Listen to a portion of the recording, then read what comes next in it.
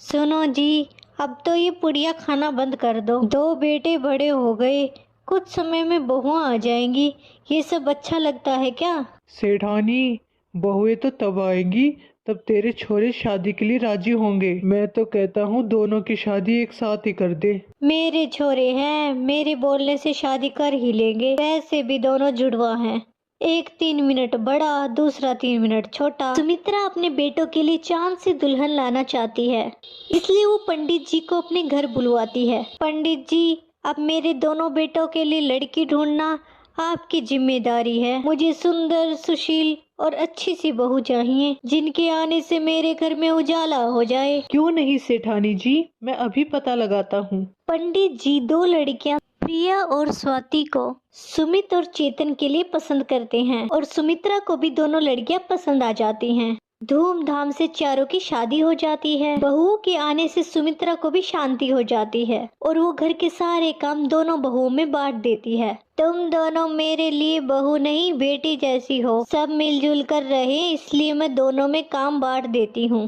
ताकि काम को लेकर रिश्तों में दरार ना आए। प्रिया, तुम घर की बड़ी हो, इसलिए तुम घर की पूजा नहा धोकर करना। स्वाति नहा धोकर रसोई में चली जाएगी। सुबह का नाश्ता और दोपहर के खाने की जिम्मेदारी स्वाति तेरी, और रात का खाना घर की बड़ी बहू बनाएगी। सुमित्रा के आगे दोनों बहुओं की चलती नहीं है, इसलिए सर झुकाकर दोनों हाँ कर देती हैं। जी मम्मी जी, जैसा आप कहे। आप जैसा कहें सासू जी। स्वाति को अपनी जेठानी से चिढ़ होने लगती है। जेठानी है तो क्या काम नहीं करेगी? इसे तो सिर्फ एक टाइम का खाना बनाने को मिला और मुझे 2 टाइम का। लेकिन मेरी किस्मत इतनी फूटी है कि मैं कुछ कर भी नहीं सकती। लेकिन जेठानी जी, मैं इतनी सीधी भी नहीं हूँ कि आपको इतनी आसानी से छोड़ दूँ। आपका खून ना जलाया तो मेरा नाम भी स्वाति नहीं। कैसे न कैसे मैं बदला तो लेकर रहूंगी। उधर जेठानी खुद में इतराने लगती है। हाँ भला, मैं क्यों ज्यादा काम करूं? देवरानी जो है, देवरानी के रहते जेठानी काम करे, ये कोई अच्छा लगता है क्या?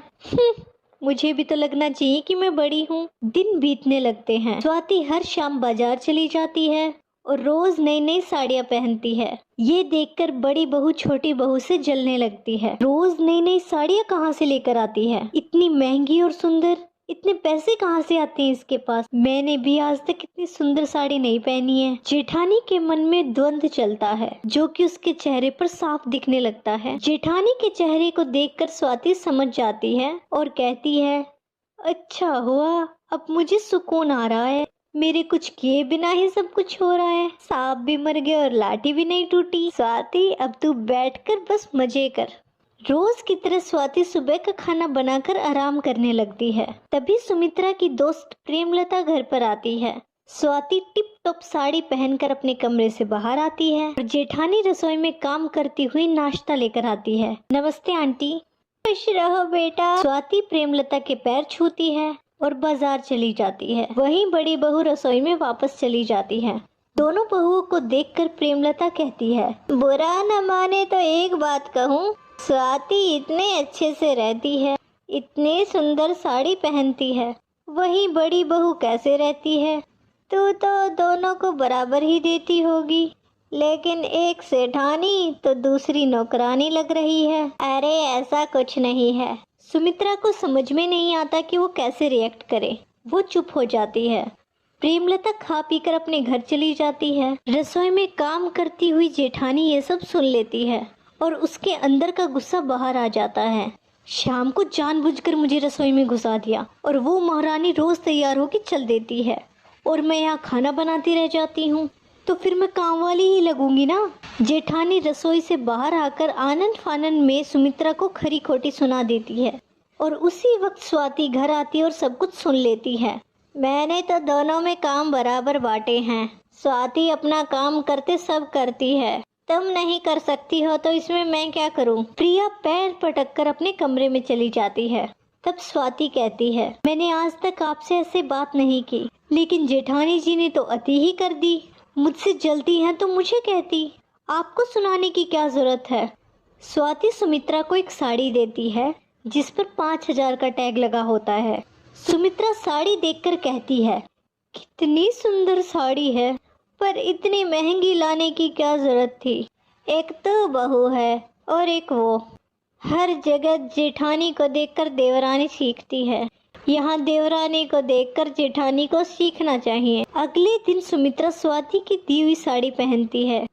सुमित्रा और स्वाति को एक जैसी साड़ी पहनकर देख प्रिया मन ही मन कहती है, आज मैं पता लगा कर रहूंगी ये महारानी इतनी महंगी साड़ियाँ लाती कहाँ से है। शाम को जैसे ही स्वाति तैयार होकर घर से निकलती है, प्रिया भी उसका पीछा करती है और वो देखती है कि स्वाति स्टेशन की तरफ जा रही है। ये स्टेशन की तरफ क्यों जा रही है? ऐसा यहाँ क्या है? प्रिया देखती है कि स्वाति पटरी के किनारे लगी दुकान पर जाती है और दुकानदार चिल्ला चिल्लाकर ग्राहकों को बुला रहा है, 200 की एक, 200 की एक से एक साड़ी लूट लो, लूट लो। स्वाति उसी में से साड़ी चुन रही होती है। अच्छा तो ये बात है। यहाँ से साड़ी लेकर जाती है और इतना इतराती है, प्रिया तू भी बिना मतलब में ऐसे लोगों से जल गई, आज बताती हूँ इसे। प्रिया स्वाति के जाने के बाद वहाँ से एक साड़ी खरीदती है और अगले दिन वही साड़ी पहनकर खड़ी हो जाती है। स्वाति जैसे ही प्रिया को देखती है सब समझ जाती है। प्रिया ताना देते हुए कहती है, मम्मी जी ये साड़ी जो आपको तोहफे में मिली है ना, वो सिर्फ 200 की है। मेरी सोच कुछ लोगों की तरह छोटी नहीं है, ना मैं पटरी से लाकर किसी को तोहफा देती हूँ। इतना कहकर प्रिया स्वाति का भांडा फोड़ देती है। तब सुमित्रा कहती है, तो क्या हुआ, स्वाति ने कम से कम कुछ दिया तो है, तेरी तरह तो नहीं है ना जो किसी से जलती है। कभी ये भी सोचा उसने ऐसा क्यों किया? अब प्रिया को अपनी गलती का एहसास हो जाता है। वो सर झुकाकर कहती है, मुझे माफ़ कर दे स्वाति, तू मेरी छोटी बहन की तरह है और मैंने तेरे से इतनी जलन रखी। नहीं नहीं भाभी, इसमें आपकी भी क्या गलती है, मैंने ये सब जानबूझकर किया था, मुझे माफ़ कर दीजिए। दोनों गले लगती हैं और अब दोनों देवरानी जेठानी की तरह नहीं, बहनों की तरह रहने लगती हैं। धन्यवाद। कहानी अच्छी लगी हो तो चैनल को सब्सक्राइब करें और वीडियो को लाइक करें।